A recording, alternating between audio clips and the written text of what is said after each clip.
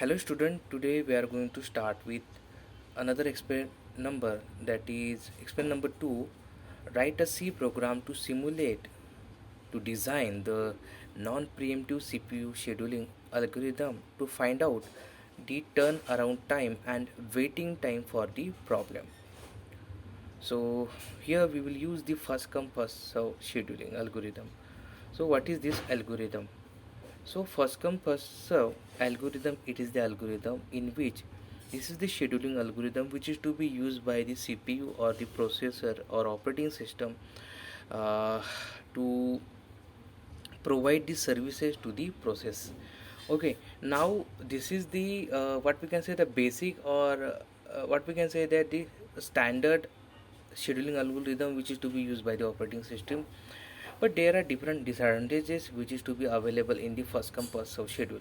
Okay, first of all we will discuss what is the introductory part of CPU scheduling algorithm, that is FCFS.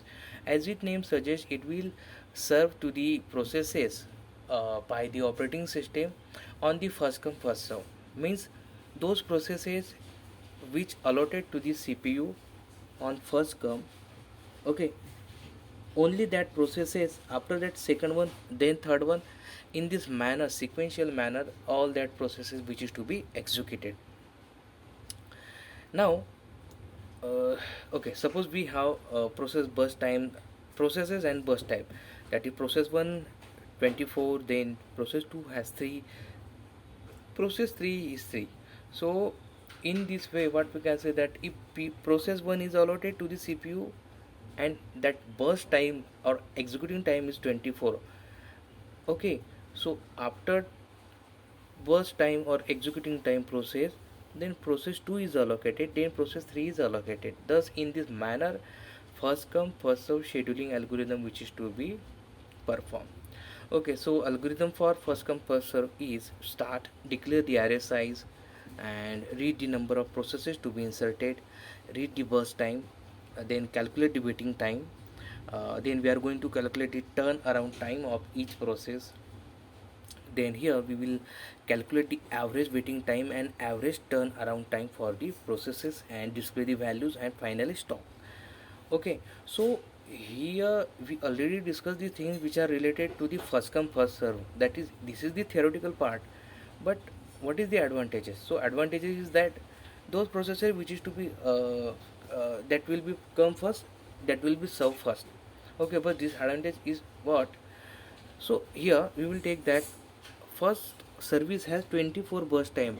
Okay, so process 2 has 3 and process 3 has 3 burst time, that will be executed half part of that process, first process. Okay, still they have to wait for completion of the task or resources which is to be allocated by the process 1. So this is the disadvantages of first come first serve, and this will be what we can say that overcome by shortage of first serve and priority base and turn round robin scheduling. So here program for first come first serve scheduling algorithm is header file which is to be declared, then declare the variables, that is ij, then burst time, that is the array, waiting time, then turn around time. Okay, now float variable also are declared over here. Now first of all we will what we will do, enter the number of processes which is to be entered by the user, then enter the burst time of processes. And here what we are going to do, we are going to calculate, or what we can say that collect the burst time processes. Now for here for loop, from here what we are, from what terminology we are going to uh, loop which is to be in a format, that is for I is equal to 0, I less than equal to I less than n, and I plus plus. So here what we are going to calculate, we are going to calculate waiting time, turn around time, then waiting time, turn around time. Waiting time is already declared to the 0, that is array. And finally here we are going to calculate the time for the given uh, given input.